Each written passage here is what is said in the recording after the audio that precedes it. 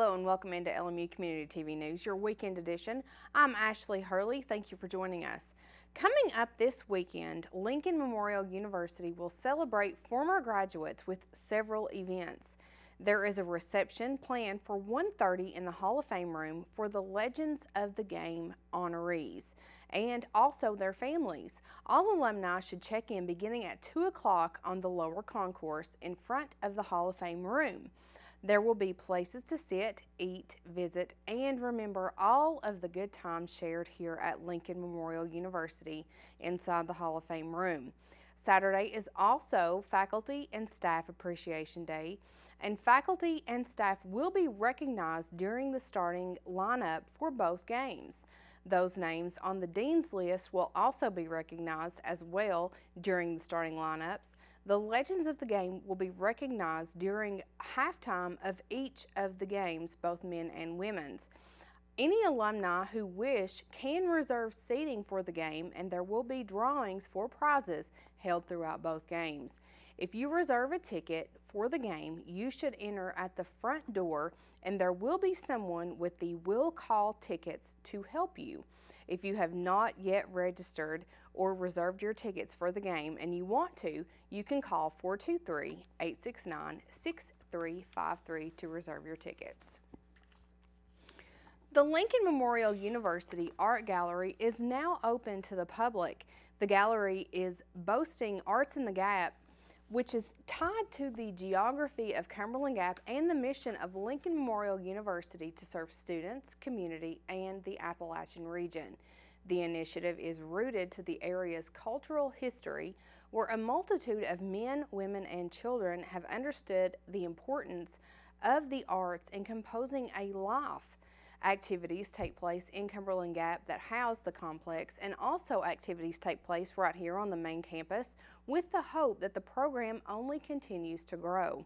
With the gallery being open to the public, they hope that they can reach even more community members and create an interest in Arts in the Gap. The gallery is open Monday through Friday from 9 o'clock in the morning to 3 o'clock in the afternoon. If you would like more information on the gallery and Arts in the Gap, you can visit the Lincoln Memorial University homepage at lmunet.edu. The Lincoln Memorial University Aquatic Center opened in December, and since the reopening, the center continues to grow and add activities for both students and the community. Activities that were scheduled for January 20th through January 22nd are now being rescheduled throughout the next couple of weeks, and if you want to find out the dates and times, you can visit the LMU Aquatics Facebook page. There you will be able to find schedules and information on swimming lessons, lifeguard training, and other activities that they have planned. Just last week, swim lessons began for parent and child, and that is held for 18 months to 3 years. The classes begin at 5 o'clock to 6 o'clock, and at 6 o'clock, swim lessons are scheduled for ages 7 through 13. Following the swim lessons, Tuesdays through Thursdays, games are scheduled for students, and they include volleyball, polo, and other water sports. The games are held from 7 o'clock to 9 o'clock. The Aquatic Center wants to remind the public that all lifeguards are certified through the Red Cross. The LMU Golf Complex opened in 2009, but since that time the facility has now been rebuilt and is offering even more for the men's and women's golf teams. The complex offers some of the highest quality facilities in the NCAA Division II level. We talked with LMU men's and women's golf coach Travis Muncie, who tells us how the complex is going to improve the golf program here at LMU. So it's going to help us on the academic side and the athletic side. On the academic side, our professional golf management is going to have some great facilities to work with. We have the classroom in here, which we teach our classes in, and then we use the golf shop as a lab, and we also have a club repair lab also. So on the academic side, it's going to be wonderful for our students in the business department doing the professional golf management. And then on the athletic side, we have the locker rooms for the players to leave their stuff, and they get to walk right straight out to the driving range. We're not open to the public yet. We're just in the moving in stages. We've got the front start of the furniture starting to come in, the pro shop fixtures, the players lounge, the golf offices. The offices are done. The golf staff's moved into it. The locker rooms are almost complete. We still like the trophy case and a few things. I say about another month, you know, with the weather and everything. They've got to finish pouring the concrete off the porches and finish the porch and lighting and stuff. So it's, right now we're in a weather related because it's mostly outside stuff and a very few inside stuff. So we're just waiting on a few more pieces to come in and to get some concrete poured outside. So I say about another month and we should have a official opening of everything. It just keeps getting better and better. You know, I never would have thought we would have had a driving range on campus, and 5 years later we have a facility like this. But the good thing about, though, you know, the golf team does get to reap the benefits of it, but the whole university gets to enjoy the facilities also. You know, we're open to the public, and the student, faculty, and staff and students can come down and hit range balls and also enjoy the facility. The LMU Golf Complex is also open to the community. The range use is available from 9 a.m. until 8 p.m. Monday through Saturday, and it opens from 1 p.m. until 8 p.m. on Sundays, and that is also with weather permitting. The range offers a small bucket for $4, a medium bucket for $8, and a large bucket is $11. The LMU Complex can be contacted by calling 869-6653. The Knoxville Opera abbreviated performance of Humperdinck's Hansel and Gretel, scheduled for last Friday, January 22nd, is now postponed and is tentatively scheduled for Tuesday, February 2nd, with a 1 o'clock showing and a 4 o'clock showing set to take place. The performances will be held in the Sam and Sue Marsh Performing Arts Center inside Duke Hall.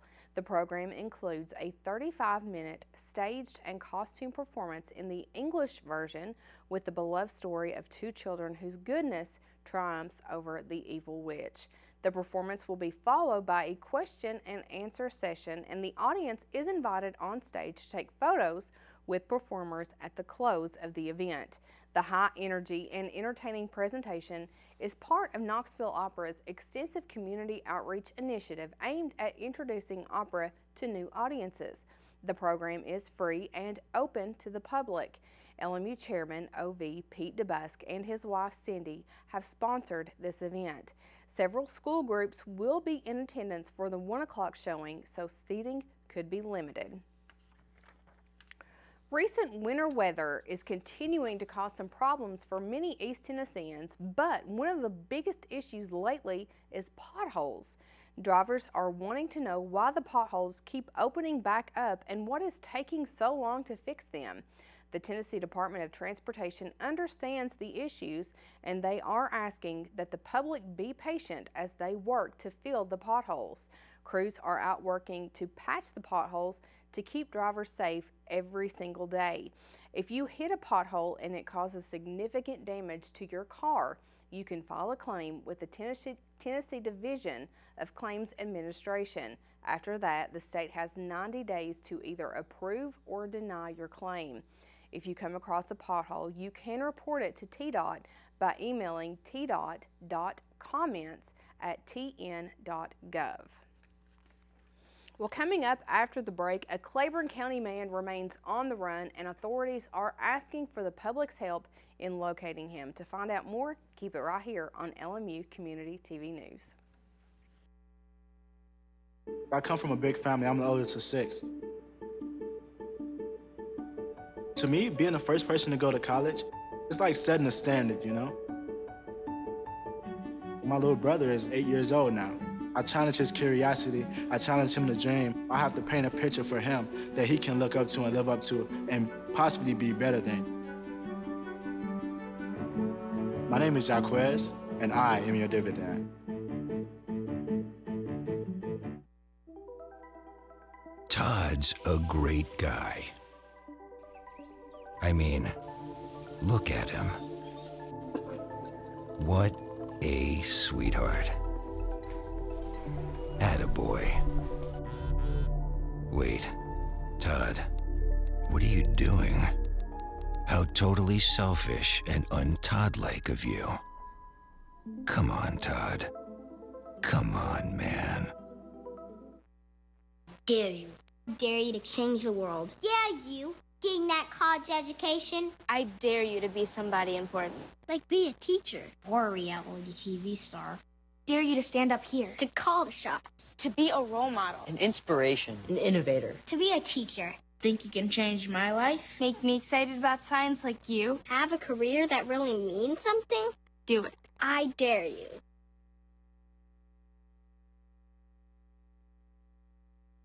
Hey, look, it's those guys. Get some drinks! Are you good to drive? I'm fine. How many did you have? I should be fine. You should be. Go and step out of the vehicle for me. See ya, buddy. Good luck. So turns out, buzz driving and drunk driving, they're the same thing, and it costs around $10,000. So not worth it. Local authorities and the Tennessee Bureau of Investigation is continuing to ask for the public's help in locating a man that was added to the Tennessee's top 10 most wanted list as a suspected child rapist. Rick James Brock of New Tazewell is wanted on 4 counts of rape of a child and 4 counts of aggravated assault with a firearm. 51-year-old Brock has brown hair and brown eyes. He is 5'10" and weighs around 206 pounds. He has a tattoo of a lion on his right arm. The Claiborne County man has a violent criminal history and should be considered armed and dangerous. Anyone with any information on his whereabouts is urged to call the TBI at 1-800-TBI-FIND. There is a $1,000 reward being offered for any information that will lead to his arrest. Pink Out for Black Year 8 at Claiborne High School is now rescheduled due to the winter weather that East Tennessee has experienced over the past few weeks. The annual event was scheduled for Thursday, January 28th, but is now set to take place on Thursday, February 11th. This will be the 8th annual Pink Out Awareness Game. Shirts are on sale at CHS, It's My Party, and Sun Loan. Tickets are available also for a commemorative Pink Out quilt. So be sure to buy your shirts for $10 and also your chance to win the quilt for $1 each. Claiborne High is inviting you and they hope to see you at this year's game. Last fall, LMU Community TV and the Claiborne Animal Shelter joined forces to bring you the Pet of the Week segment. Each week we have new pets from the Claiborne Animal Shelter to show off and hope that they can find their forever home and family. These furry faces are available for adoption at the animal shelter, so let's introduce you to this week's Pet of the Week, followed by your sports update with Adam Haley. Hey everyone, we are here today with Liza, who has brought in with her Dixie, and we are going to try our best to get through this one. She is 3 months old, so tell us a little bit about her. Well, Dixie is, we think, we see shepherd in her. We think she might have been mixed with a basset hound because if you look at those stout little legs, they're not really quite as tall as we would think they'd be with a shepherd mix. So she's 3 months old. She was an owner surrender because they had a baby and they were worried about her with the baby. We would just say from that she probably wouldn't be suitable for a family with young children. Okay. And other than that, she would obviously have to go to somebody that's got a lot of energy. Okay, of course. To spend with her. And here, you can take her if you want. Okay, come here, baby. If you will sit with me. She's like, I don't sit. Yeah. I'm a puppy. Puppies don't sit. No. So she's cute as a bug. Cute as a bug. She's very sweet and she's good-natured. She's very energetic. Okay. And I would say that even with these short little legs, she would be a good companion for somebody with an active lifestyle. Jogging, going for long walks, right? And you know, that's basically it on her. We don't a lot of times don't have puppies available for adoption because we send them up north. But I'm not sure why this little child didn't go. Maybe because she's wild child. Well, and she's probably meant for somebody here. Exactly. Right, Dixie? Meant for somebody here. Right, Dixie? So, so tell everyone if they want to meet Miss Dixie and make her part of their family, what should they do? They can go online to claiborneanimalshelter.com. We have an online application. Or they can come in and meet her. I would really recommend coming in to meet her if they're close enough to do so. Yeah. Bring the family, bring any other dogs they might have. Understand that we will do a thorough background check as far as veterinary references go to make sure that other pets have had proper veterinary care. Okay. And also, we do not adopt animals out to homes where the other pets aren't fixed. Right. Unless there's a medical reason for Right. it. So, but if somebody wants to make this little child their own, and they've got, you know, to be able to spend time with her Yes. and everything, I think she'll make a really wonderful pet, and it'd be kind of interesting to see what she looks like when she's grown up. Yeah. Because Yeah. right now she looks kind of silly. You do. See? Say I'm just so cute. And I want to go home with somebody. Yes. Yes. Say it. Say it. Say it. Say I want to Take go me home. Take me Take home. me home today. You're All right. mean to me. So, go online or go out to the Claiborne Animal Shelter and meet little Dixie. Yeah. And see if you want to make her part of your family and take on the hopperness. So, go check her out. Okay, Dixie, what are you gonna do?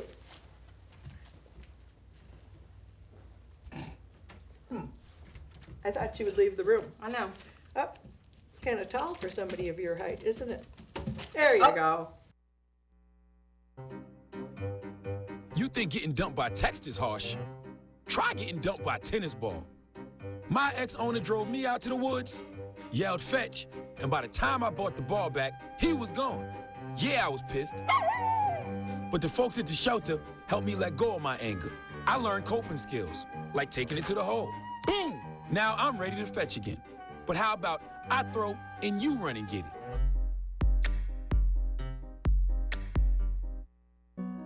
They said a bottle was just a bottle.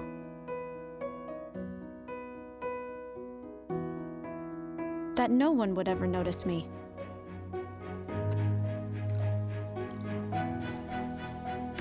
But I knew I could be more. That one day, I would make people smile.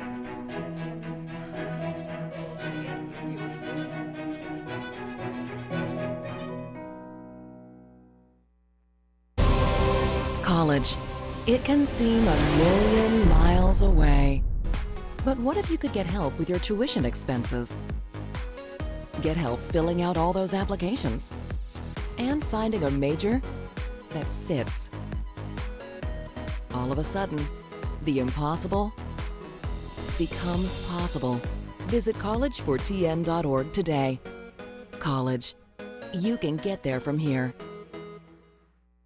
I'm Jenny Garth, and as a mother of 3, I know kids worry about a lot of things.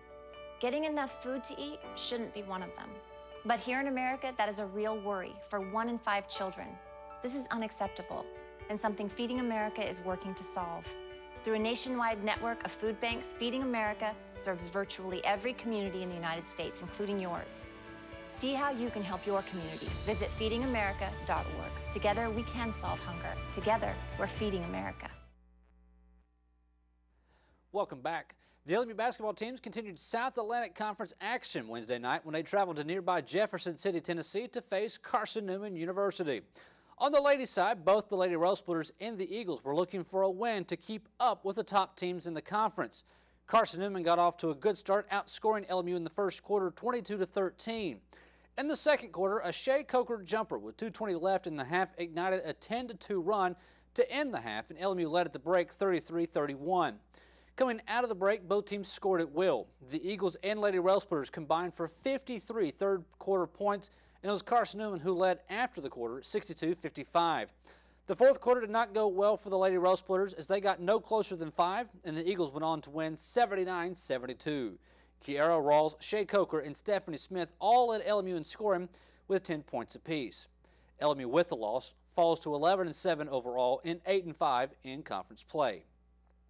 The LMU men, now ranked 7th in the nation, took on one of the hottest teams in the conference in Carson-Newman.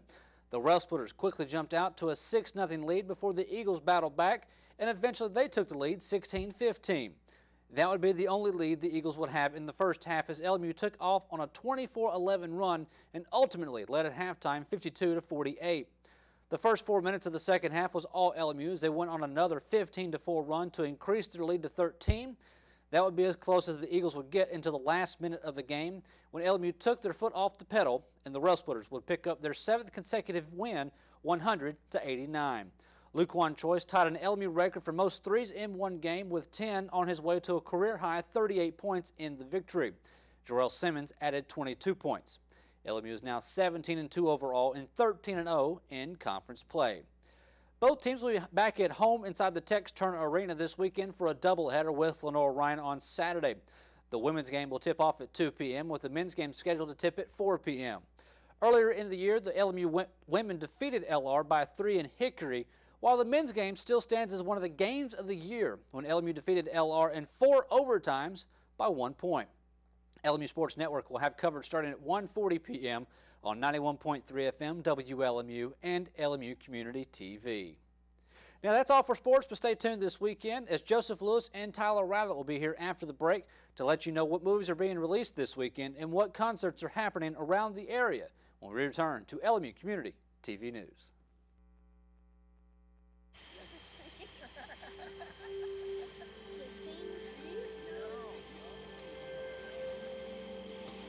They're coming. Places, everybody. Light check. 1, 2, 1, 2. Everything looks good on our end. And lights. Come alive with the forest. Visit discovertheforest.org to find a forest near you. They said I have troll teeth. That my voice sounded like a possessed baby doll. That no one would ever love someone as stupid as me. That I was fat, ugly. Disgusting. The effect of bullying is potent. We will no longer be the silent majority. Now, when you see online bullying, there's something you can do about it. We're gonna take action with the I. I am a witness. I am a witness. I am a witness. I am a witness. I am a witness, and so are you.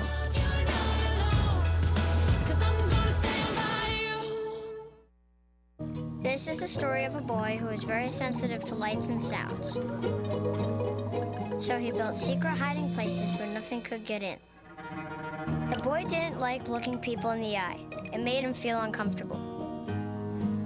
One day, he found out he had something called autism. His family got him help, and slowly, he learned how to live with it better.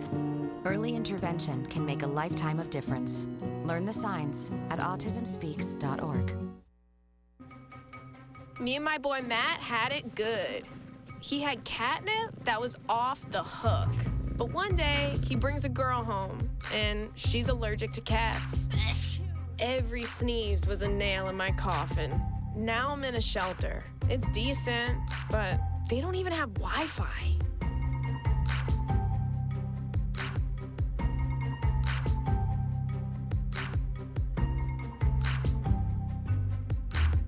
Hello, I'm Joseph Lewis, bringing you all the latest information in the world of movies. Coming to theaters this week is Kung Fu Panda 3, the third installment in the hit animated action comedy franchise in which Jack Black stars as the voice of unlikely panda hero Po, now reunited with his biological father, voiced by Breaking Bad's Bryan Cranston. After the two travel to a hidden panda sanctuary, Po struggles to fit in with his own kind, while an evil spirit, voiced by J.K. Simmons, begins terrorizing the land's greatest kung fu masters.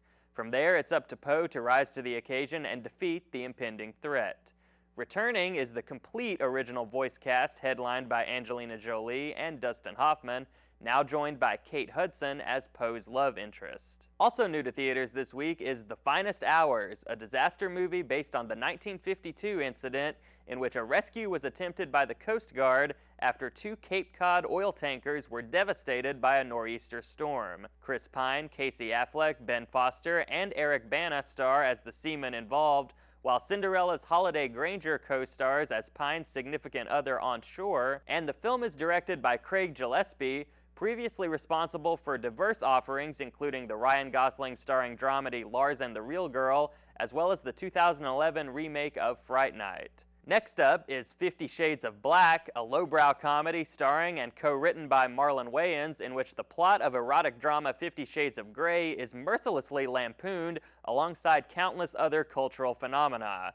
Callie Hawk, Jane Seymour, Fred Willard, and Mike Epps are also along for the ride, And director Michael Titus' past work includes other Wayans vehicles such as A Haunted House and A Haunted House 2. Lastly for this week is Jane Got a Gun, a Western drama with a notoriously troubled production history, starring Natalie Portman as a tough frontier woman named Jane and Super 8's Noah Emmerich as her former outlaw husband.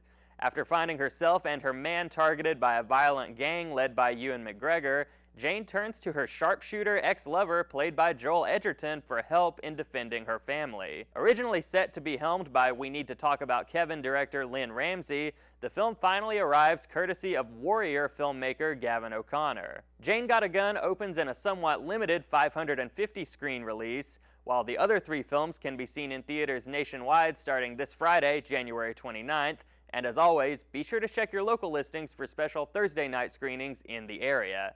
That's all for today in the world of movies. I'm Joseph Lewis. Hi, I'm Tyler Rowlett of 91.3 WLMU and LMU Community TV. And here's your concert calendar for the week of January 28th, 2016. Coming Sunday, January 31st, to the Concourse in Knoxville will be Reverend Horton Heat. He's been called the godfather of modern rockabilly music. Heat may be best known for having his songs featured on different television shows and video games throughout the 90s and early 2000s, including appearances in the Tony Hawk's Pro Skater and Guitar Hero video game franchises, and even having the honor of having Beavis and Butthead make fun of his music videos on their hit show. Opening for Heat will be an equally talented act, Unknown Henson. Unknown Henson is a musical persona of comedian Stuart Baker, best known for playing the voice of Hurley on the television show Squidbillies. Fans of the show will immediately recognize the voice when they hear Unknown Henson talk and sing. Henson plays a similar style of music to Reverend Horton Heat, but with a comedic twist. He's just as talented of a guitar player as he is at comedy. For more information on this event, you can visit internationalknox.com. I'm Tyler Rowlett of 91.3 WLMU and LMU Community TV, and that's your concert calendar for this week. I never felt all that special. But in the wake of an earthquake, we can all do something. When donating goods, it's hard to know what's needed. So now it's my turn to help. Aid workers can spend me locally, where I can help save lives. Someone is doing better because of me. Together, we made that happen.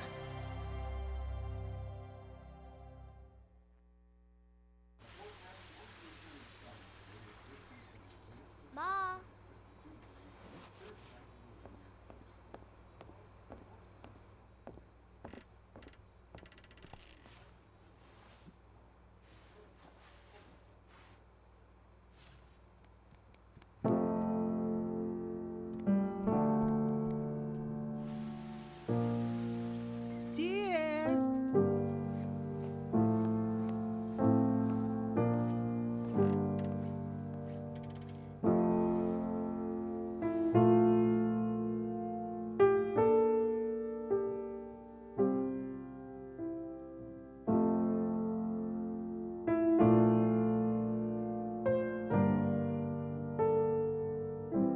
In your new role, we help you help. Visit aarp.org/caregiving for information on how to provide even better care for the person who once took care of you. And that is going to do it for your LMU Community TV News Weekend Edition. For everyone here at LMU Community TV News, I'm Ashley Hurley. Have a great weekend, and we will see you on Monday.